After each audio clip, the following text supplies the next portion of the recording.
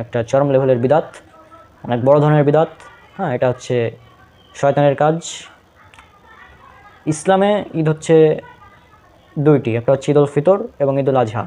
আর শয়তানদের কাছে ঈদ হচ্ছে তিনটি।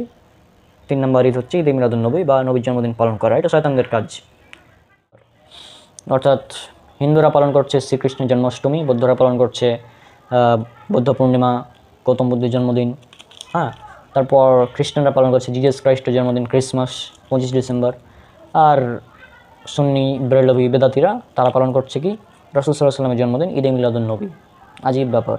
আল্লাহ রসুল রহমত, আর আল্লাহ বলেছেন রহমত পেয়ে খুশি হও, সুতরাং আমরা খুশি হচ্ছি, আমরা খুশি সেলিব্রেট করছি, আমরা ডিজে বাজিয়ে সেলিব্রেট করছি নবীর জন্মদিন। বিশ্ব নবী দিবস উপলক্ষে সম্প্রীতি যাত্রার নামে প্রকাশ্যে ডিজে বাজিয়ে তাণ্ডব, জুলুস বের করে ডান্সে মেতে উঠল হাওড়া বাগনানের কিছু মুসলিম ধর্মাবলম্বী যুবক।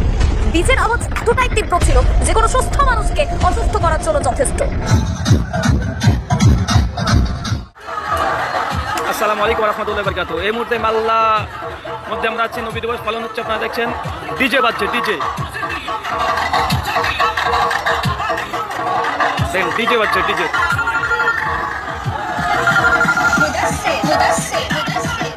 চ্যালেঞ্জ, ওপেন চ্যালেঞ্জ, কেউ যদি দেখাতে পারেন পবিত্র কোরআন থেকে, বুখারী, মুসলিম, আবু দাউদ, তিরমিজি, নাসাই, ইবনে মাজাহ সহ যতগুলো হাদিসের কিতাব আছে, সমস্ত হাদিসের কিতাব থেকে জাস্ট একটা হাদিস দেখাতে হবে যে 12 রবিউল আউয়াল রাসূল সাল্লাল্লাহু আলাইহি ওয়াসাল্লাম জন্মদিন পালন করতেন, সাহাবীরা পালন করতেন। এবং যদি হাদিস থেকে দেখাতে না পারেন তাহলে যাবেন 4 মাযহাবের ইমামের কিতাবে। এই মিলাদ বা কিয়াম এটা নবীর ইন্তেকালের পরে 600 বছর পরে, কয়শো বছর? 600 বছর পরে মুজাফফরউদ্দিন কুকুবুরি, মুহাদ্দিস ইবনু দাহিয়া, জগৎ বিখ্যাত মুহাদ্দিস ইবনু দাহিয়া, তিনি কিতাব লিখে দলিল-আদিল্লাহ পেশ করে মিলাদুন নবী চালু করেছেন। আপনারা দেখতে পেলেন উনি কিন্তু স্বীকার করলেন যে এই ঈদে মিলাদুন নবী এটা চালু হয়েছে 600 বছর পর। এবং তারা এটা কেন করে? এগুলো কোরআনেও নাই, হাদিসেও নাই। এগুলো কি ইজমা, কিয়াস, আলেমদের কি, আলেমদের, এগুলো আলেমদের বক্তব্য, আলেমদের সিদ্ধান্ত। অতএব এগুলো কোনো ফরজ না, সুন্নত না, ওয়াজিব না, এগুলো মুস্তাহাব। জি জি জি, হ্যাঁ, বিদাত বলতে কিচ্ছু নেই, সব মুস্তাহাব। চলুন আমরা এখন থেকে নতুন নতুন ইবাদত আবিষ্কার করি এবং বলি এটা হচ্ছে কিয়াস, আমাদের কিয়াস। আমরা কিয়াস করে নতুন নতুন ইবাদত আবিষ্কার করি এবং বলি এগুলো সব মুস্তাহাব, বিদাত বলতে কিচ্ছু নেই। তো চলুন এখন থেকে আমরা বাথরুমে প্রবেশের আগে প্রতিদিন সবাই সম্মিলিত মোনাজাত করে বাথরুমে প্রবেশ করব। বাথরুমে প্রবেশ করার আগে হাত তুলে দোয়া করে তারপর বাথরুমে প্রবেশ করব। যেহেতু দোয়া করা ইবাদত, আর হাত তুলে দোয়া করাও একটি গুরুত্বপূর্ণ বিষয়, সুতরাং আমরা কাজ থেকে হাত তুলে দোয়া করে বাথরুমে প্রবেশ করব। এটি হচ্ছে একটি মুস্তাহাব আমল, আমি বললাম কিয়াস করে। তো চলুন আজ থেকে আমরা এগুলো করি, যেহেতু এগুলো মুস্তাহাব, যেহেতু 600 হিজরির পরে এসেও কিয়াস করে সেটাকে মুস্তাহাব বলা যায়, সুতরাং তা আমরা বলতেই পারি, সমস্যা নেই। এখন থেকে আমরা সব কিয়াস করব এবং সব কিছুকে মুস্তাহাব বলবো, বিদাত বলতে কিচ্ছু নেই। অতএব মিলাদ এবং কিয়াম হাদিসের থেকে উদ্ভাবন করে মুস্তাহাব প্রমাণিত হয়, সুন্নতে প্রমাণিত হয় না, ওয়াজিব প্রমাণিত হয় না। অতএব এগুলো মুস্তাহাব, মুস্তাহসানের জায়গায় রাখলেই সবচেয়ে ভালো। এগুলো ফরজ ওয়াজিবের জায়গায় নিয়ে গেলেই মারামারি হবে। হ্যাঁ, আপনি এটাকে মুস্তাহাব বলতে পারেন, আপনি এটা মুস্তাহাব বলতেই পারেন, সেটা আপনাদের ব্যাপার। আমরা এটাকে বিদাত বলছি, আমরা এটাকে বিদাত বলছি এবং আমরা এটাকে বিদাত বলবো, কারণ এটা মুস্তাহাব হওয়ার কোনো প্রশ্নে ওঠে না। মুস্তাহাব হলে মুস্তাহাবের পিছনে কমপক্ষে একটি দলিল থাকতে হবে, কিন্তু সেই দলিলটা নাই। এমনকি আহমদ বিন হাম্বল রাহিমাহুল্লাহ, তিনি এত বড় একজন ইমাম, 10 লক্ষ হাদিসের সনদের হাফেজ, তার কাছেও এমন একটা দলিল ছিল না যে মিলাদুন নবী এটা মুস্তাহাব। তারপর কোনো সাহাবী থেকে এটা প্রমাণিত হলো না, সাহাবী থেকে প্রমাণিত হলো না, তাবেঈ থেকে প্রমাণিত হলো না, তাবেঈ থেকে প্রমাণিত হলো না, ইমাম আবু হানিফা থেকে প্রমাণিত হলো না, ইমাম শাফি থেকে প্রমাণিত হলো না, ইমাম মালিক থেকে প্রমাণিত হলো না, ইমাম আহমদ বিন হাম্বল থেকে প্রমাণিত হলো না, ইমাম বুখারী থেকে প্রমাণিত হলো না, ইমাম মুসলিম থেকে প্রমাণিত হলো না, ইমাম আবু দাউদ থেকে প্রমাণিত হলো না, ইমাম নাসাই থেকে প্রমাণিত হলো না, ইমাম ইবনে মাজাহ থেকে প্রমাণিত হলো না, ইমাম ইবনে হিব্বান থেকে প্রমাণিত হলো না। এত বড় বড় ইমাম, হ্যাঁ, এত বড় বড় ইমাম থাকতে তারা কেউ ঈদ মিলাদুন নবী সম্পর্কে জানলেন না। আর 600 বছর পরে এসে কোথাকার এক ইমাম সে নাকি ঈদ মিলাদুন নবী মানে চালু করে দিল। আজীব ব্যাপার। আসসালামু আলাইকুম ওয়া রাহমাতুল্লাহি ওয়া বারাকাতুহু। সমস্ত প্রশংসা আল্লাহ সুবহানাহু ওয়া তাআলার জন্য। অতঃপর দরুদ এবং সালাম বর্ষিত হোক আমাদের প্রিয় নবী মুহাম্মদ সাল্লাল্লাহু আলাইহি ওয়াসাল্লামের উপর। সবাই বলি সাল্লাল্লাহু আলাইহি ওয়াসাল্লাম। আপনারা জানেন কিছুদিন পর আমাদের আসছে আমাদের বেদাতি ভাইদের সবচেয়ে বড় ঈদ, ঈদে মিলাদুন্নবী। তো এই বিষয়ে আমার ভিডিও অলরেডি আছে এর আগের বছর, মানে গত বছর 2023-এ একটা করেছিলাম, 2022-এও করেছিলাম। হ্যাঁ, তো এখানে আমার মনে হয় না নতুন করে কিছু বলার প্রয়োজন আছে। তো তারপরেও আমরা দেখতে পাই যে প্রায় অনেকেই আছে যারা, যেমন এটা বেশ কিছু বছর আগে ডিজে বাজিয়ে মিলাদুন্নবী পালন করার অনেক প্রমাণ আমরা পেয়েছি। তারপর কেক কেটে মিলাদুন্নবী পালন করা, এগুলোর প্রমাণ আমরা এর আগেও পেয়েছি। বিশ্ব নবী দিবস উপলক্ষে সম্প্রীতি যাত্রার নামে প্রকাশ্যে ডিজে বাজিয়ে তাণ্ডব, জুলুস বের করে ডান্সে মেতে উঠল হাওড়া বাগনানের কিছু মুসলিম ধর্মাবলম্বী যুবক। ডিজের আওয়াজ এতটাই তীব্র ছিল যে কোনো সুস্থ মানুষকে অসুস্থ করার জন্য যথেষ্ট। আসসালামু আলাইকুম রহমতুল্লাহ বরকাত। এই মুহূর্তে মাল্লা মধ্যে আমরা আছি, নবী দিবস পালন হচ্ছে, আপনারা দেখছেন ডিজে বাজছে, ডিজে।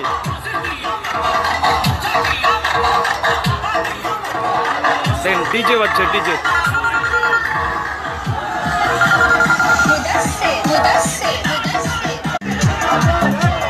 আমিও সামিল হলাম।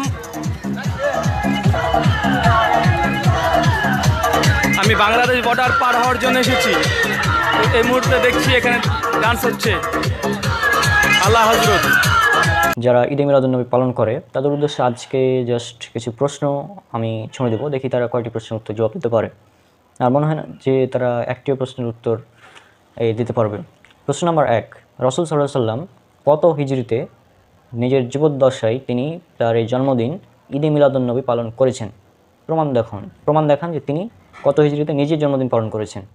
2 নম্বর প্রশ্ন হচ্ছে রাসূল সাল্লাল্লাহু আলাইহি সাল্লামের জীবনের সর্বশেষ দিকে বা তার মৃত্যুর সময়ে, হ্যাঁ, বা তারপরে কতজন এই মিলাদুন্নবী পালন করেছেন এবং কোন শহরে এই মিলাদুন্নবীটা পালন করা হয়েছিল এবং সেখানে কতজন সাহাবী উপস্থিত ছিলেন। 2 নম্বর প্রশ্ন যে রাসূল সাল্লাল্লাহু আলাইহি সাল্লামের মৃত্যুর পর বা তার জীবনের সর্বশেষ দিকে, হ্যাঁ, অনেকে তো তার মৃত্যু হয়েছে এটা মানতে চায় না।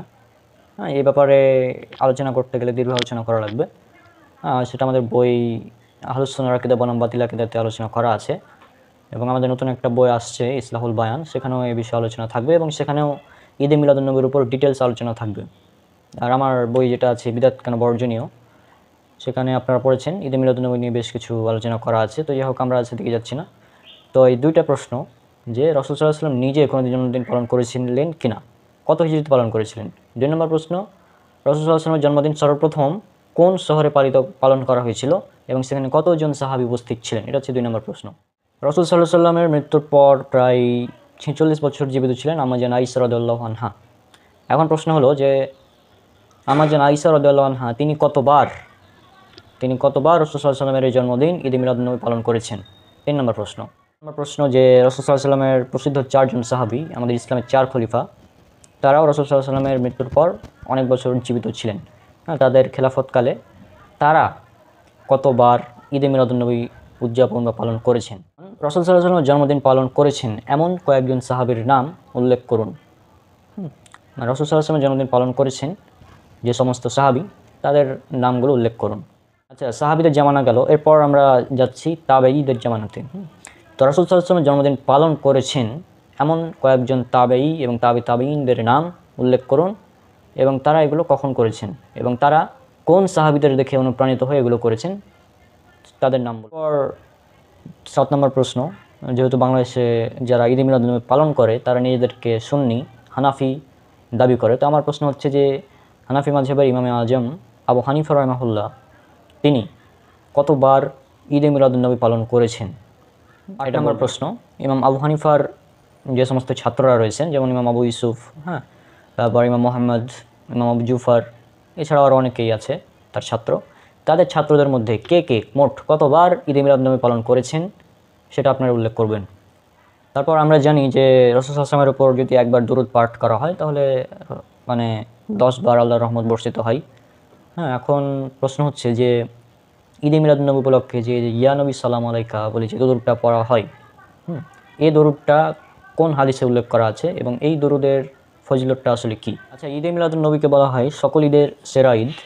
তাহলে আমার প্রশ্ন হচ্ছে যে এই ঈদে এই ঈদ সকল ঈদের সেরা ঈদ, অথচ এই ঈদে নামাজ থাকবে না, এটা কেমন হয়ে গেল না বিষয়টা।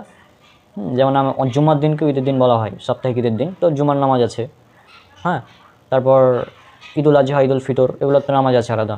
হ্যাঁ, আমার প্রশ্ন হচ্ছে যে এই ঈদে মিলাদুন্নবী এটার নামাজ কত রাকাত এবং ঈদে মিলাদুন্নবী উপলক্ষে কী কী আমল করতে হবে এটার লিস্ট আপনারা দিবেন, এবং লিস্ট দেওয়ার সাথে অবশ্যই কোরআন এবং হাদিসের রেফারেন্স লাগবে। হ্যাঁ, এটা আপনার দিতে হবে। যেটা সবচেয়ে বড় মূল পয়েন্ট সেটা হচ্ছে যে ইমাম মানে বেরলবিদের ইমাম আহমাদিয়ার খান নাইমি তার যে আল হক 2য় খণ্ড 30 নম্বর পৃষ্ঠা, এছাড়াও 56 নম্বর পৃষ্ঠা, বিভিন্ন জায়গায় তিনি উল্লেখ করেছেন এই ব্যাপারে কথা বলতে গিয়ে ঈদে মিলাদুন্নবীর ব্যাপারে, যে তিনি বলছেন যে ঈদে মিলাদুন্নবী প্রথম 3 যুগে ছিল না। হ্যাঁ, সুতরাং এটা বিদাত, তবে সকল বিদাত হারাম নয়, এটা বিদাতে হাসানা। এটা নাকি বিদাতে হাসানা, আজীব ব্যাপার। তাহলে বিদাতে যদি এটা হাসানা হয় তাহলে এমন কয়েকটি বিদাতে হাসানার নাম উল্লেখ করুন এবং কয়েকটি বিদাতে সাইয়া, কোন বিদাতগুলো আসলে খারাপ এবং কোন বিদাতগুলো ভালো, এগুলোর একটা লিস্ট তৈরি করে দিন। এখন বলবেন যে ফরজ সালাতের পর সম্মিলিত মনোজাত করা বিদাতে হাসানা, তাহলে বিদাতে সাইয়া কোনটা বা খারাপ বিদাত কোনটা, তাহলে কোনটা খারাপ বিদাত? যদি ভালো বিদাত আর খারাপ বিদাত আপনি বলেন, তো কোন বিদাতটা ভালো আর কোন বিদাতটা খারাপ এটা আপনারা উল্লেখ করবেন। তারপর ঈদে মিলাদুন্নবী উপলক্ষে যে জশ্নে জুলুসের আয়োজন করা হয়, আমার প্রশ্ন হচ্ছে কোন সাহাবী সর্বপ্রথম এই জশ্নে জুলুসের আয়োজনটা করেছিলেন? প্রশ্ন হচ্ছে যে সুন্নি যারা আছে, বেরলভী সুন্নি, তারা বলে যে রাসূল সাল্লাল্লাহু আলাইহি ওয়াসাল্লাম নিজের জন্মদিন পালন করতেন এবং তিনি এর উপলক্ষে সোমবার রোজা রাখতেন। হ্যাঁ, তারা বলে আর কি। তো এটা নাকি তিনি নিজের জন্মদিন উপলক্ষেই রাখতেন। এখন প্রশ্ন হলো যে ঈদের দিন রোজা রাখা এটা কি আদৌ সম্ভব? না, আপনি বলছেন যে রাসূল সাল্লাল্লাহু আলাইহি ওয়াসাল্লাম রোজা রাখার মাধ্যমে জন্মদিন পালন করতেন। হ্যাঁ, তাহলে রাসূল সাল্লাল্লাহু আলাইহি ওয়াসাল্লাম আপনারা বলছেন যে এটা ঈদে মিলাদুন্নবী, এটা ঈদ, আবার তিনি রোজা রাখতেন, ঈদের দিন রোজা রাখতেন, ব্যাপারটা কেমন হয়ে গেল না? আর এখানে তিনি সোমবার রোজা রাখতেন, তিনি কি 12 রবিউল আউয়াল রোজা রাখতেন নাকি সোমবার? তিনি কি প্রতি বছর 12 রবিউল আউয়াল রোজা রাখতেন নাকি প্রতি সপ্তাহের সোমবার রোজা রাখতেন? উত্তর হচ্ছে প্রতি সোমবার। তাহলে আপনারা কেন প্রতি সোমবারকে বাদ দিয়ে কেনই বা আপনি 12 রবিউল আউয়াল পালন করতে গেলেন, তাও আবার রোজা রাখার মাধ্যমে না, ঈদ পালন করার মাধ্যমে আপনারা পালন করছেন? আজীব ব্যাপার। কথা হলো রাসূল সাল্লাল্লাহু আলাইহি ওয়াসাল্লাম নিজের জন্মদিনের দিন রোজা রাখতেন, তার মানে এখান থেকে প্রমাণিত হচ্ছে যে তিনি তার জন্মদিনকে ঈদ মনে করতেন না, কারণ ঈদের দিন রোজা রাখা হারাম।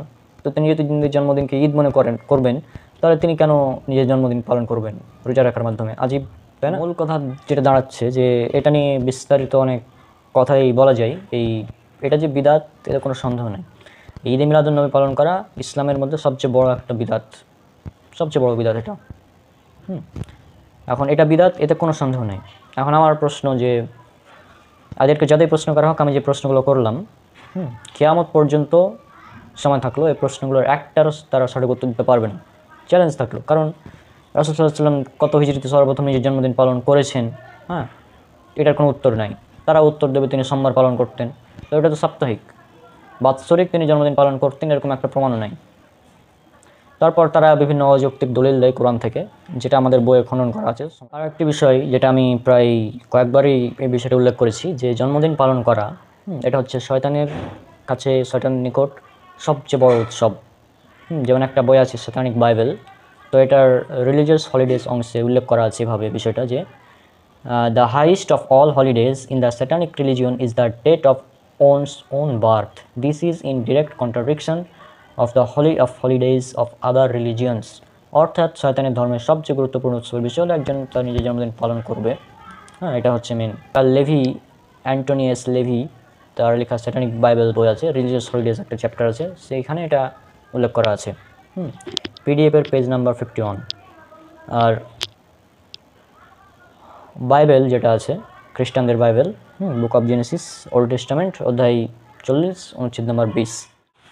মূল বাইবেলে তো পাবেন, পাশাপাশি এটা কিতাবুল মুকাদ্দাস এখানেও পেয়ে যাবেন। টেস্টামেন্ট, বুক অফ জেনেসিস, অধ্যায় 40, ভার্স নাম্বার 20। এখানে উল্লেখ করা আছে 3 দিনের দিন ফেরাউন তার অধীনে যেসব লোক কাজ করত তাদের একটা ভোজ দিলেন, সেদিন ছিল তার জন্মদিন। ফেরাউন সেদিন তার প্রধান পানীয় পরিবেশক ও তার প্রধান রুটিকারকে বের করে সেই সব লোকের সামনে আনলেন। অর্থাৎ ফেরাউন সর্বপ্রথম নিজের জন্মদিন পালন করেছিল, যেটা বাইবেল থেকে পাওয়া যায়। আর ধর্মগ্রন্থগুলোর মধ্যে একমাত্র বাইবেল মানে এই ধর্মগ্রন্থ যেখানে স্পষ্ট উল্লেখ করা আছে জন্মদিন পালন করেছিলেন ফেরাউন। তার আগে কেউ জন্মদিন পালন করেছিল বরং কোনো বর্ণনা পাওয়া যায় না। হ্যাঁ, আর ফেরাউন নিশ্চয় খুব ভালো মানুষ ছিল নাকি? ফেরাউনের ব্যাপারে তো সবাই জানে।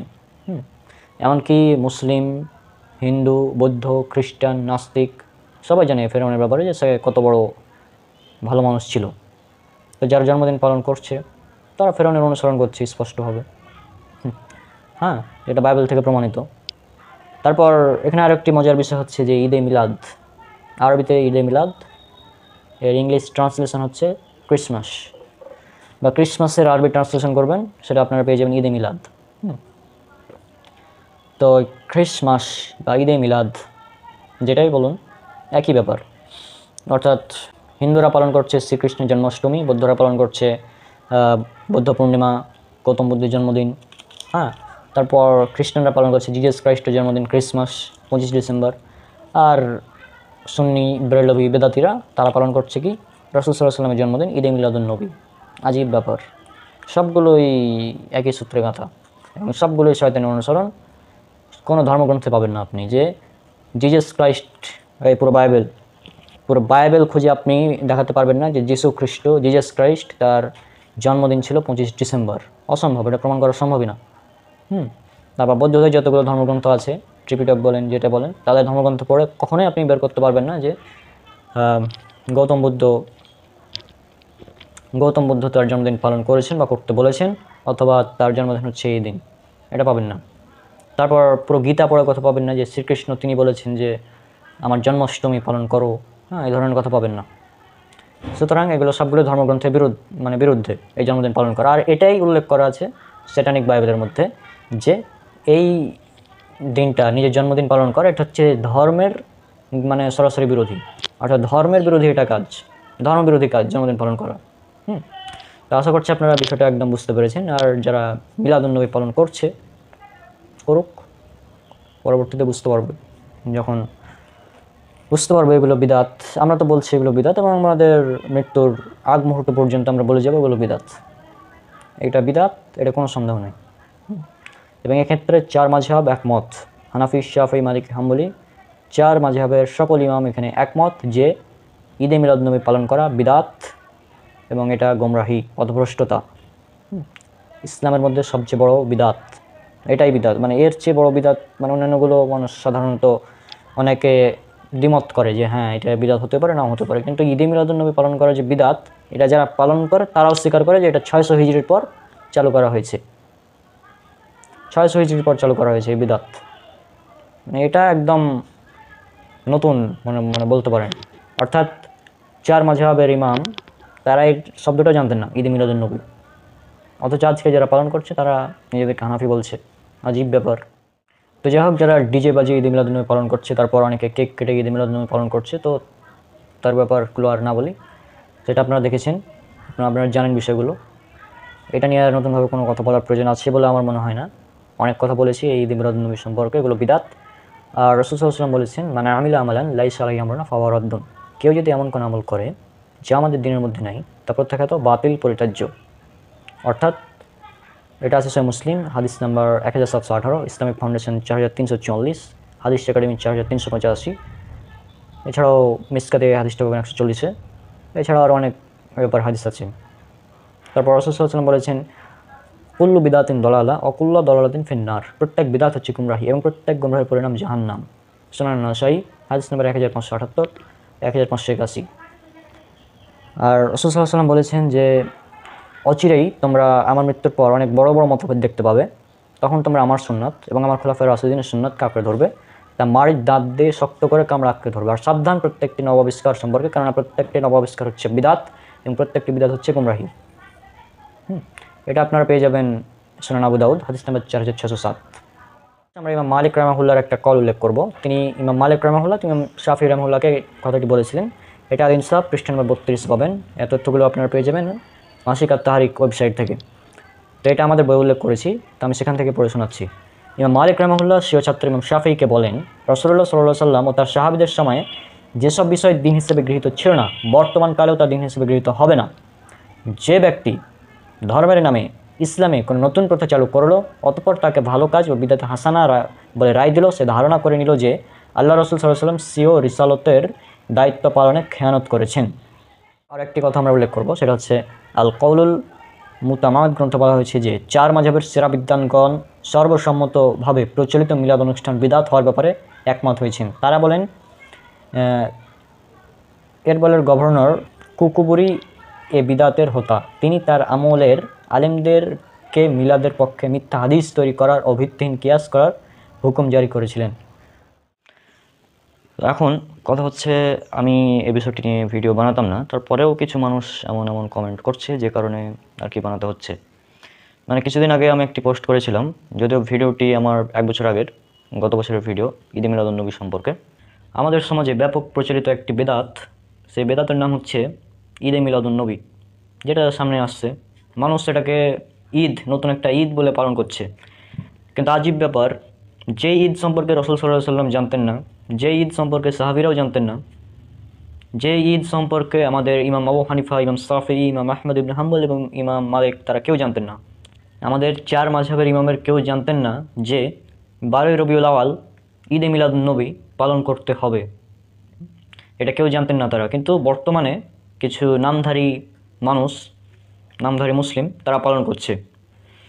এখন আপনি একটা বিষয় খেয়াল করুন, আপনি যদি ঈদে মিলাদ এই আরবি শব্দটার ইংরেজি ট্রান্সলেশন করেন তাহলে কি পাবেন জানেন? তাহলে পাবেন ক্রিসমাস। আর ক্রিসমাস এটা কি? ক্রিসমাস হচ্ছে খ্রিস্টানদের ধর্মীয় উৎসব। অর্থাৎ খ্রিস্টানরা মনে করে এই দিন, অর্থাৎ 25শে ডিসেম্বর, এই দিন ঈসা আলাইহিস সালাম, যিশু অর্থাৎ ঈসা আলাইহিস সালাম পৃথিবীতে জন্মগ্রহণ করেন। সেজন্য তারা ঈসা আলাইহিস সালামের জন্মদিন পালন করে, কেক কেটে বিভিন্ন রকমভাবে তার জন্মদিন পালন করে ঈসা আলাইহিস সালামের ক্রিসমাসে। এবং এটা তাদের ধর্মীয় উৎসব। কিন্তু আপনারা জানেন, আমি ইসলাম এবং অন্যান্য ধর্মের উপর একজন ছাত্র, এবং আমি পুরো বাইবেল পড়ে কোথাও পেলাম না যে 25 ডিসেম্বর যিশুর জন্মদিন, অর্থাৎ ঈসা আলাইহিস সালামের জন্মদিন যে 25 ডিসেম্বর, আর যিশু বলেছেন যে তোমরা আমার জন্মদিন পালন করো, এই ধরনের কোনো কথা পুরো বাইবেলের মধ্যে পাইনি। যেসব মুসলিমরা ঈদে মিলাদুন্নবী পালন করছে এবং বিভিন্ন ধরনের হাস্যকর দলিল দিচ্ছে, দলিলগুলো কিন্তু হাস্যকর। তারা কিন্তু দেখাতে পারছে না যে রাসূল সাল্লাল্লাহু আলাইহি ওয়াসাল্লাম কোথায় বলেছেন যে তোমরা আমার জন্মদিন পালন করো, এরকম একটা হাদিস তারা দেখাতে পারছে না।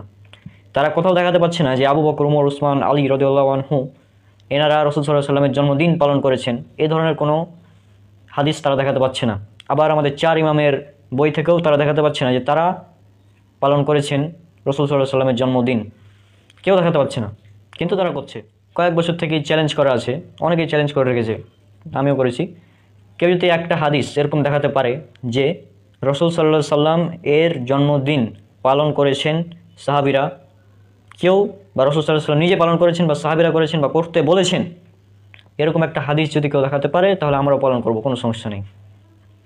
আর আমাদের হানাফি মাযহাবের একজন আলেম রেজাউল করিম আব্রার, তিনিও কিন্তু ঈদে মিলাদুন্নবীকে বেদাত বলেছেন। তখন এই বেদাতিরা তাকে ওয়াহাবি ইত্যাদি বলে গালি দেওয়া শুরু করেছে, বিভিন্ন ধরনের কথা বলে, কারণ যে তাদের বিরুদ্ধে চলে গেছে কথা। সেজন্য মূল কথা হলো, আমি চ্যালেঞ্জ করছি সমস্ত বেদাতিকে যারা ঈদে মিলাদুন্নবী পালন করেন, তাদের সবাইকে চ্যালেঞ্জ করলাম, চ্যালেঞ্জ, ওপেন চ্যালেঞ্জ। কেউ যদি দেখাতে পারেন পবিত্র কোরআন থেকে যে রাসূল সাল্লাল্লাহু আলাইহি সাল্লামের জন্মদিন 12ই রবিউল আউয়াল এবং তিনি বলেছেন যে তোমরা আমার জন্মদিন পালন করো, এরকম আদেশ দিয়েছেন, বা তিনি নিজে করেছেন, নিজে তিনি জন্মদিন পালন করেছেন 12 রবিউল আউয়ালে, প্রতি বছর 12 রবিউল আউয়াল রাসূল সাল্লাল্লাহু আলাইহি সাল্লাম জন্মদিন পালন করেছেন, এরকম একটা দলিল আপনাকে দেখাতে হবে। বুখারী, মুসলিম, আবু দাউদ, তিরমিজি, নাসাই, ইবনে মাজাহ সহ যতগুলো হাদিসের কিতাব আছে, সমস্ত হাদিসের কিতাব থেকে জাস্ট একটা হাদিস দেখাতে হবে যে 12 রবিউল আউয়াল রাসূল সাল্লাল্লাহু আলাইহি সাল্লাম জন্মদিন পালন করতেন, সাহাবীরা পালন করতেন। এবং যদি হাদিস থেকে দেখাতে না পারেন তাহলে যাবেন 4 মাযহাবের ইমামের কিতাবে, ইমাম আবু হানিফার যে কোনো একটি কিতাব থেকে আপনি দেখাবেন যে ইমাম আবু হানিফা তিনি বলেছেন যে 12 রবিউল আউয়াল ঈদে মিলাদুন্নবী পালন করতে হবে। বা ইমাম আবু হানিফা থেকে না দেখাতে পারে ইমাম আবু হানিফার ছাত্র আবু ইউসুফ এবং ইমাম মোহাম্মদ, তাদের থেকে দেখাবেন যে 12 রবিউল আউয়াল রাসূল সাল্লাল্লাহু আলাইহি সাল্লামের জন্মদিন পালন করতে হবে, এরকম একটা কথা জাস্ট দেখাবেন। এটা যদি না পারেন তাহলে ইমাম মালিকের কিতাবে যাবেন, ইমাম মালিকের যে কোনো একটি কিতাব থেকে দেখাবেন যে ইমাম মালিক তিনি বলেছেন 12 রবিউল আউয়াল রাসূল সাল্লাল্লাহু আলাইহি সাল্লামের জন্মদিন পালন করতে হবে, এরকম একটা কথা আপনি দেখাবেন। এটা যদি না পারেন তাহলে ইমাম শাফিঈর কিতাবে যাবেন, দিয়ে দেখাবেন যে ইমাম শাফিঈ তিনি বলেছেন যে 12 রবিউল আউয়াল রাসূল সাল্লাল্লাহু আলাইহি সাল্লামের জন্মদিন পালন করতে হবে, এরকম একটি কথা দেখাবেন।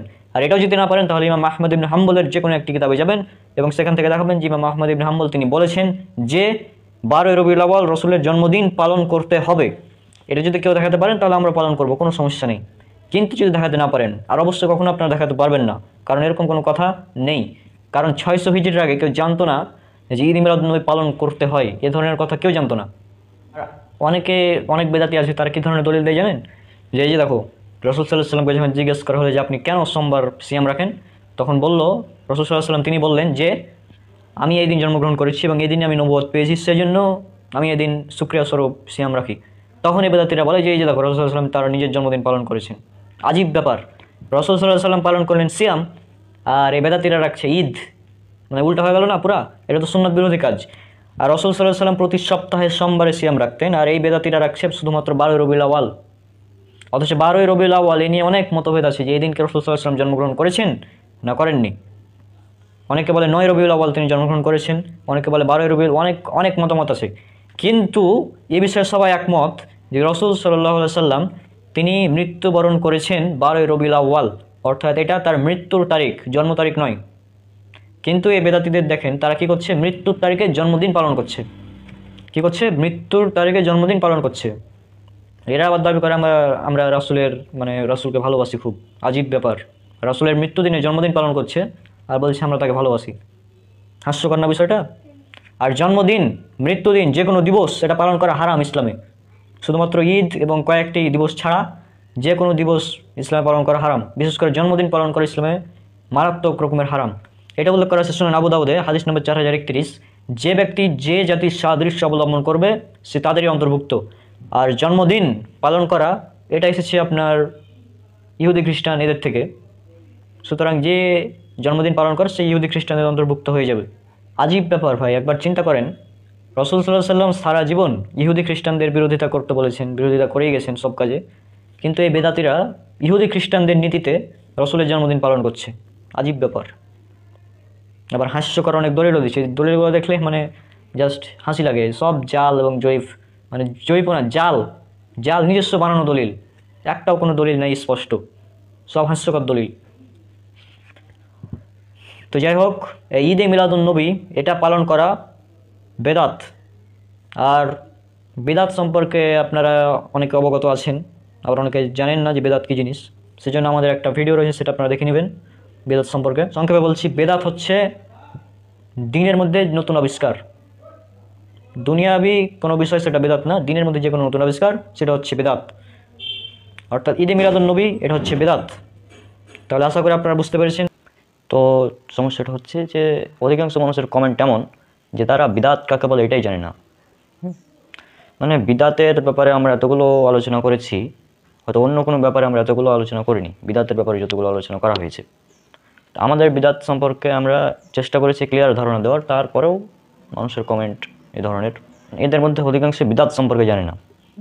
বলছে যে আপনার যদি ঈদে মিলাদুন নবী বিদাত হয় তাহলে তো মসজিদে মাইক এটা বিদাত, মসজিদে স্পিকার লাগানো এটা বিদাত, তারপর মোবাইলে ভিডিও করা, ফেসবুক চালানো, এইগুলোও বিদাত তাদের দাবি। তো আমি যে কথাটা বলবো, এদেরকে বিদাত শেখার জন্য আবারও মাদ্রাসায় ভর্তি হওয়া লাগবে বা কোনো শায়েখের কাছে, হুজুরের কাছে, শিক্ষকের কাছে তালিম নেওয়া লাগবে। বিদাত কাকে বলে এটা অর্জন করার জন্য কমপক্ষে তাদের 1 মাস পড়াশোনা করা লাগবে, অন্তত বিদাত কাকে বলে এটা জানার জন্য। তারা স্বীকার করছে যে এটা ঈদে মিলাদুন নবী আল্লাহ রসুল সাল্লাল্লাহু আলাইহি সাল্লাম পালন করেননি, সাহাবীরা পালন করেননি, 4 ইমাম থেকে প্রমাণিত নয়। কিন্তু ক্ষতি কী করবো আমরা? এটা হচ্ছে তাদের কথা।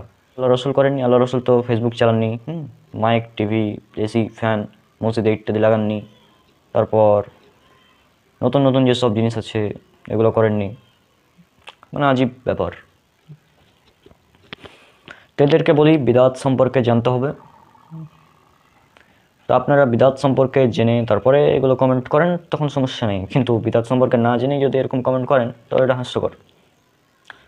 এখন আমি সংক্ষেপে চেষ্টা করবো বিদাত সম্পর্কে ধারণা দেওয়ার, তারপর ঈদে মিলাদুন নবী নিয়ে কিছু কথা বলবো।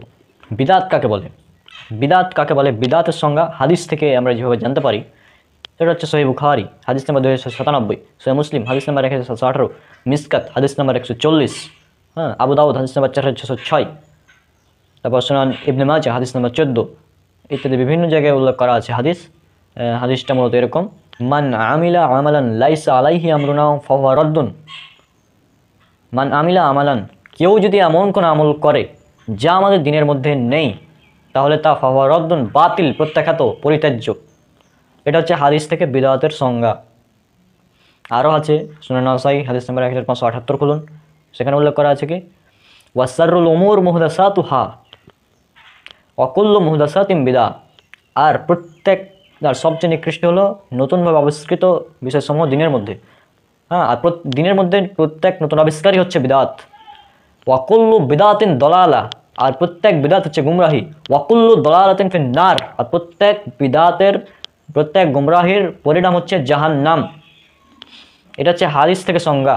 সুতরাং মূল কথা হচ্ছে রাসূল সাল্লাল্লাহু আলাইহি ওয়াসাল্লাম যেসব আমল করেননি, যে সমস্ত আমল করেননি, সাহাবীরা যে সমস্ত আমল করেননি, এবং পরবর্তী 3 প্রজন্ম যে সমস্ত আমল করেননি, সেগুলো হচ্ছে বিদাত। এখন আমরা বিদাত কাকে বলে এটা বোঝাতেই ব্যর্থ। এখন আমাদের দুটি বিষয় চিন্তা করতে হবে, একটা হচ্ছে দুনিয়াবী বিষয় এবং একটা হচ্ছে ইবাদতের বিষয়। দুনিয়াবী বিষয় এর ক্ষেত্রে ফতোয়া হবে হালাল অথবা হারাম, আর ইবাদতের বিষয়ে ফতোয়া হবে সুন্নাত অথবা বিদাত। এখন এই বিষয়টা আমাদের বুঝতে হবে যে হালাল এবং হারাম, দুনিয়াবী বিষয়ে হালাল এবং হারাম, এই বিষয়টা আমরা কীভাবে নির্ধারণ করব। পবিত্র কোরআনে আল্লাহ যে সমস্ত জিনিসকে হারাম করেছেন এবং হাদিসে রাসূল সাল্লাল্লাহু আলাইহি ওয়াসাল্লাম যে জিনিসকে হারাম করেছেন, সেগুলো হচ্ছে হারাম।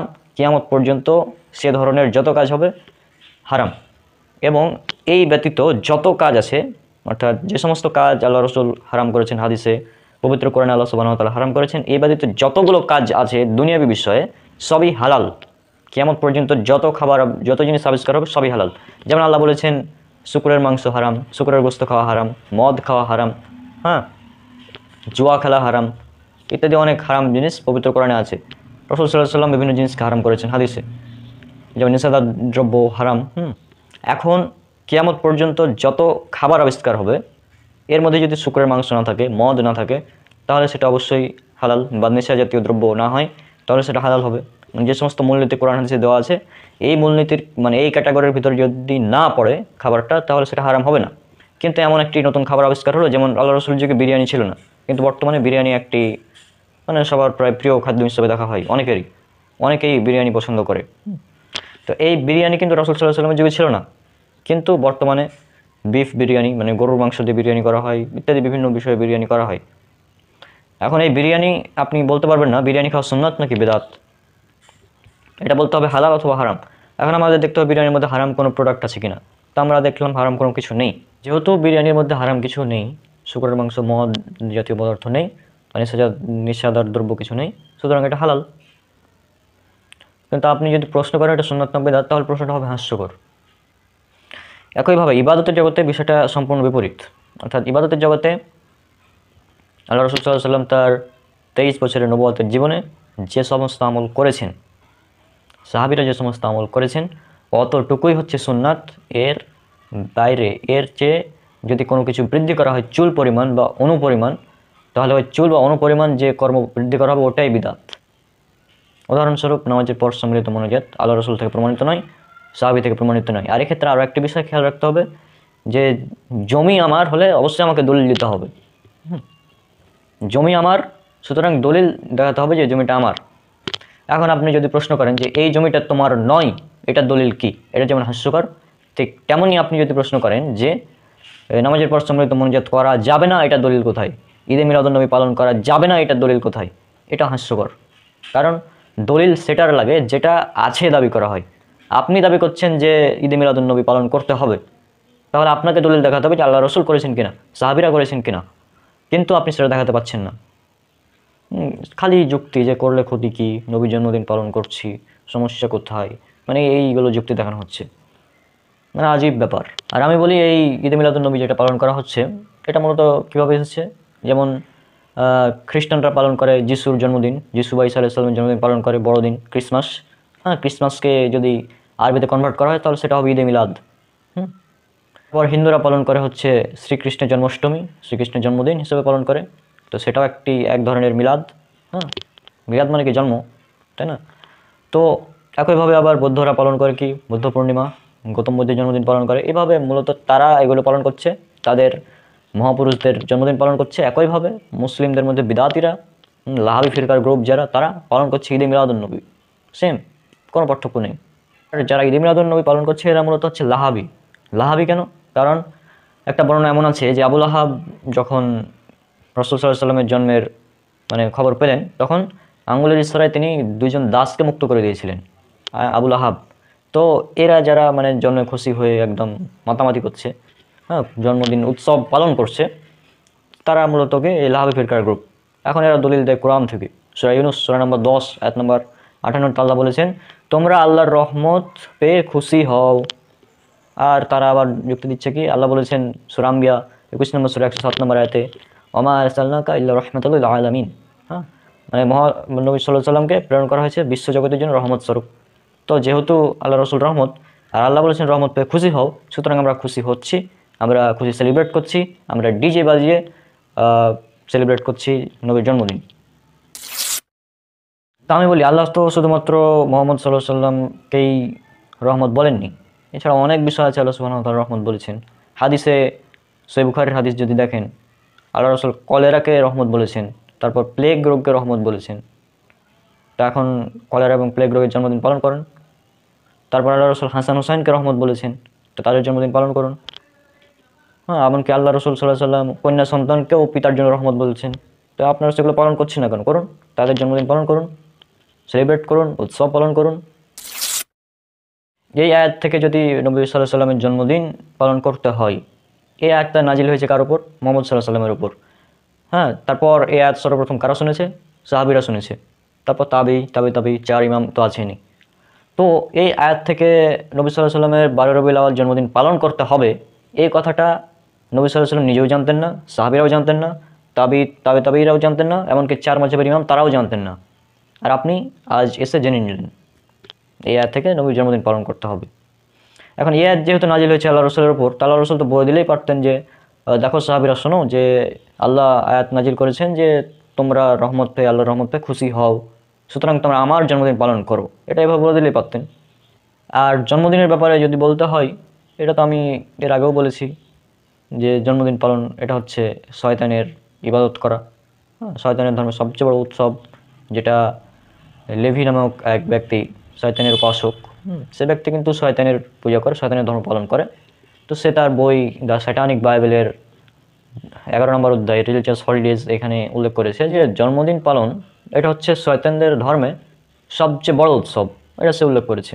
আবার জন্মদিন পালন সর্বপ্রথম কে করেছিল, এটা যদি আমরা ধর্মগ্রন্থের আলোকে দেখতে চাই, তাহলে বাইবেলে আমরা পাই বুক অব জেনেসিস বা আদি পুস্তক অধ্যায় নম্বর 40 ভার্স নম্বর 20-এ উল্লেখ করা আছে যে ফেরাউন তার জন্মদিন পালন করেছিল, জন্মদিনে ভোজের আয়োজন করেছিল তার, এটা আমরা বাইবেল থেকে পাই। সুতরাং জন্মদিন পালন করাটা মূলত বাইবেল থেকে এই ফেরাউনের একটি উদ্ভাবিত মানে পন্থা বা পথ, যে জন্মদিন পালন করতে হবে, জন্মদিন পালন করতে হবে, এটা মূলত ফেরাউন থেকে এসেছে। আমি মনে করি যেটা ফেরাউনের থেকে এসেছে, ফেরাউন করেছিল, বাইবেল উল্লেখ করা আছে, সেখান থেকে এসেছে জন্মদিনের এটা। কারণ এর আগে কোনো ধর্মগ্রন্থে আমরা দেখতে পাই না যুবক ব্যক্তি তার জন্মদিন পালন করেছেন বা করতে বলেছেন, কিন্তু ফেরাউন পালন করেছিল। আর খ্রিস্টানরা যে যিশুর মানে জন্মদিন পালন করে 25 ডিসেম্বর বড়দিন, ও বাইবেলের মধ্যে কিন্তু এভাবে প্রমাণ করা সম্ভব নয়, বাইবেল থেকে বা ইতিহাস থেকে প্রমাণ করা সম্ভব নয় যে যিশু তিনি জন্মগ্রহণ করেছেন 25 ডিসেম্বর, এটা প্রমাণিত নয়। একইভাবে রসুল সাল্লাল্লাহু আলাইহি সাল্লামের জন্ম যে 12 রবিউল আউয়াল, এটা নিয়ে রয়েছে অনেক মতপার্থক্য, 18টির বেশি মতপার্থক্য আছে এই রবিউল আউয়াল মাসে রসুল সাল্লাল্লাহু আলাইহি সাল্লাম জন্মগ্রহণ করেছেন কিনা। তবে আল্লাহ রসুল সাল্লাল্লাহু আলাইহি সাল্লাম যে 12 রবিউল আউয়ালে মৃত্যুবরণ করেছেন, এটা নিয়ে কারো তেমন মতপার্থক্য নেই, এটাতে প্রায় সবাই একমত যে 12 রবিউল আউয়াল হচ্ছে রসুল সাল্লাল্লাহু আলাইহি সাল্লামের মৃত্যু দিবস। আর হাদিস থেকে আমরা জানতে পারি যে আল্লাহ রসুল সাল্লাল্লাহু আলাইহি সাল্লাম তিনি সোমবার রোজা রাখতেন। এখন এই সোমবার রোজা রাখার কারণ হিসেবে যখন সাহাবীরা জিজ্ঞাসা করলেন যে আপনি সোমবার রোজা রাখেন কেন, তখন এই দিনে আমি জন্মগ্রহণ করেছি এবং এই দিন আমাকে নবুয়ত দেওয়া হয়েছে। অপর এক বর্ণনায় পাওয়া যায় যে এই দিনেই আমাকে দেওয়া হয়েছে নবুয়ত, এবং অপর এক বর্ণনায় আরও পাওয়া যায় যে সোমবার এবং বৃহস্পতিবার আল্লাহর নিকট মানে আমল পেশ করা হয়। তো আমি চাই আমার আমল এমন অবস্থায় পেশ করা হোক যাতে আমি রোজাদার অবস্থায় থাকি। এগুলো সব বুখারী মুসলিমের বর্ণনায় পাওয়া যায়। হ্যাঁ, তো মূলত আমার যেহেতু আজকে প্রস্তুতিবিহীনভাবে কথাগুলো বলছি, তাই রেফারেন্সগুলো তেমন মনে নেই। হ্যাঁ, এই জন্য আর কি বলা হচ্ছে না। তো মূলত এগুলো বর্ণনা পাওয়া যায়। তো আল্লাহ রসুল সাল্লাল্লাহু আলাইহি সাল্লাম প্রতি সোমবার তিনি জন্মদিন উপলক্ষেও যদি ধরে নিই যে তিনি জন্মদিনের কারণেই তিনি প্রতি সোমবারে সিয়াম রাখতেন, তা আপনি পালন করছেন ঈদ, আজীব ব্যাপার। তো আল্লাহ রসুল সাল্লাল্লাহু আলাইহি সাল্লাম প্রতি সোমবার পালন করছেন, আপনি বছরে একদিন টানাটানি করছেন, আজীব ব্যাপার। এ কেমন আশিকের রাসূল, নিজেকে আশিকের রাসূল দাবি করে, অথচ আল্লাহ রসুল যেটা করলেন প্রতি সপ্তাহে আপনি নিয়ে চলে গেলেন বছরে একদিন করবেন। তা আবার কি রোজা না, তা আবার ঈদ পালন করবেন, তা আবার কি সবচেয়ে বড় ঈদ। সুনান আবু দাউদের 1134 নম্বর হাদিসে আল্লাহ রসুল বললেন যে আমি জাহেলিয়াতের সব ঈদকে মানে ছেড়ে দিয়ে মানে বাতিল করে দিয়ে তোমাদের জন্য 2টি দিনকে ঈদ নির্ধারণ করে দিলাম। মানে আল্লাহ তোমাদের জন্য দুটি দিনকে ঈদ হিসেবে নির্ধারিত করে দিয়েছেন, একটা হচ্ছে ঈদ উল ফিতর এবং ঈদ উল আজহা। আর আপনি নিয়ে আসলেন 3 নম্বর ঈদ, বড় ঈদ, সবচেয়ে বড় ঈদ, ঈদ মিলাদুন্নবী। আজীব ব্যাপার। এবার কিছু প্রশ্ন যারা ঈদ মিলাদুন্নবী পালন করেন তারা আমাকে দিয়ে যাবেন জবাবগুলো। প্রশ্ন নাম্বার 1, এই ঈদ মিলাদুন্নবী এটা সর্বপ্রথম আল্লাহ রসুল সাল্লাল্লাহু আলাইহি সাল্লাম কত হিজরিতে নিজে পালন করেছিলেন একটা প্রমাণ দিবেন। তারপর এটা সাহাবী আবু বকর আল্লাহ রসুলের মৃত্যুর পর প্রায় 2.5 বছর মানে খলিফা ছিলেন তিনি, তো তিনি 2.5 বছরে 2বার মানে হিসাবে 2.5 বছরে প্রায় 2বার ঈদ মিলাদুন্নবী আসে, তো তিনি কি এই 2বার পালন করেছিলেন কিনা এর প্রমাণ দিবেন।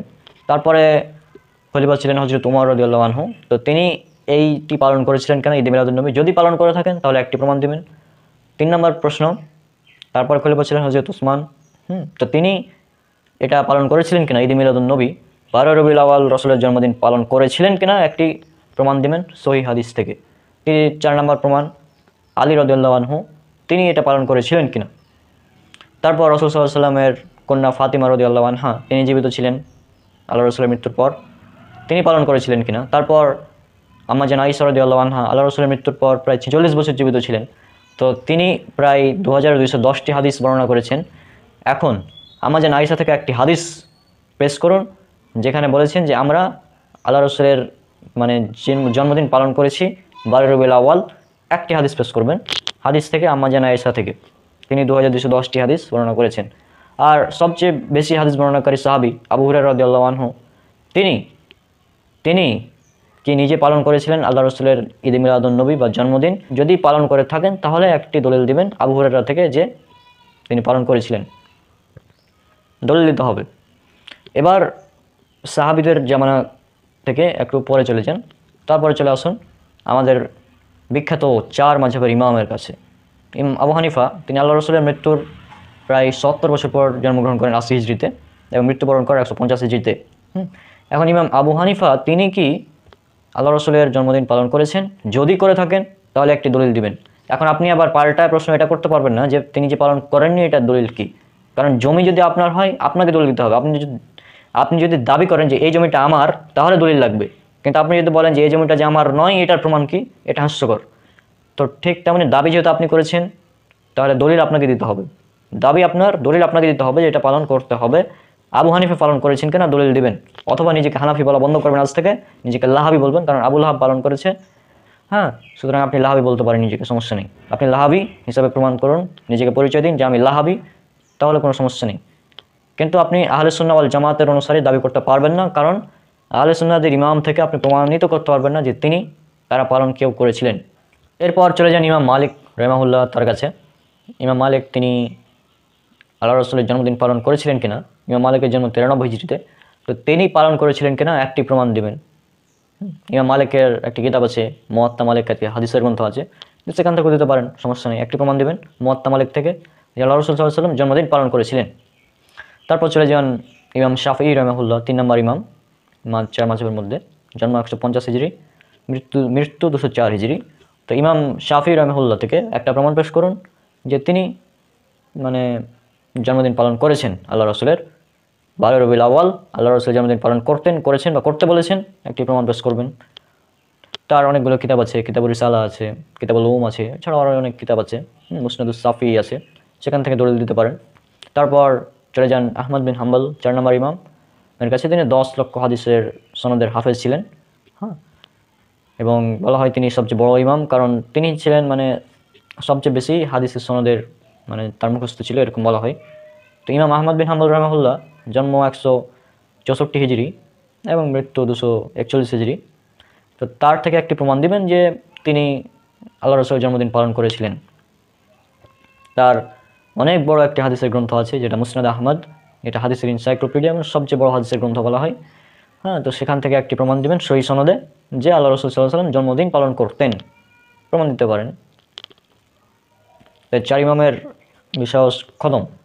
এরপরে আসুন আমাদের হাদিসের ইমামদের কথা, মুহাদ্দিসদের, যেমন ইমাম বুখারী রাহিমাহুল্লাহ, তার লিখিত সহিহ বুখারী আছে, সেখান থেকে একটি প্রমাণ দিতে পারেন যে ইমাম বুখারী তিনি নিজে বলেছেন যে আমি আল্লাহ রসুলের জন্মদিন পালন করেছি 12 রবিউল আউয়াল, দিবেন প্রমাণ। তারপর ইমাম মুসলিম আছে, এবং মুসলিম থেকে প্রমাণ দিবেন, সহিহ মুসলিম থেকে, তারপর আবু দাউদ, তিরমিজি, নাসাই, ইবনে মাজাহ, অনেক ইমাম যারা রয়েছেন তাদের থেকে প্রমাণ দিবেন। তো প্রমাণ দিতে হবে প্রথম 3 যুগের মানুষের থেকে, হ্যাঁ, অর্থাৎ সাহাবি, তাবি এই পর্যন্ত সীমাবদ্ধ। এর পরে গিয়ে যদি আপনি প্রমাণ দেন তাহলে সেগুলো গ্রহণযোগ্য নয়। যেমন এর পরে আপনি প্রমাণ দিতে পারেন 600 হিজরির পরে, কারণ ঈদ মিলাদুন্নবী এটা তো এসেছে 600 হিজরির পর, এটা আবিষ্কার মানে এটা চালু হয়েছে 600 হিজরির পরে, সুতরাং এটার প্রমাণের কোনো প্রশ্নই ওঠে না। তো আশা করছি আপনারা প্রশ্নগুলোর উত্তর দিয়ে যাবেন, অথবা স্বীকার করবেন যে আপনি লাহাবি এবং আপনি একজন বিদআতি, এটা স্বীকার করবেন যে কোনো একটি। এখন আরও একটি বিষয়, কিছু মানুষ দেখলাম কমেন্টে কিছু হাস্যকর দলিল উপস্থাপন করছে, গুগল থেকে ডাউনলোড করে জাস্ট কপি পেস্ট, সনদবিহীন। আপনারা এইসব দেওয়ার আগে একবার সহিহ মুসলিমের মুকাদ্দমাটা পড়ে আসবেন, সেখানে একদম স্পষ্ট যে সনদ হচ্ছে দ্বীনের অংশ। সনদবিহীন কথা মূলত জাল। যদি কোনো কথার পেছনে সনদ না থাকে, আপনি একটি হাদিস পেশ করছেন অথচ সেটার কোনো সনদই নাই, তাহলে সেটা জাল, একদম জাল, টাটকা জাল, একদম মিথ্যা কথা। সুতরাং সনদবিহীন সব কথা দেওয়া থেকে মানে কথা দিয়ে কোনো লাভ নেই। তো আশা করছি আপনারা বিষয়গুলো বুঝতে পেরেছেন।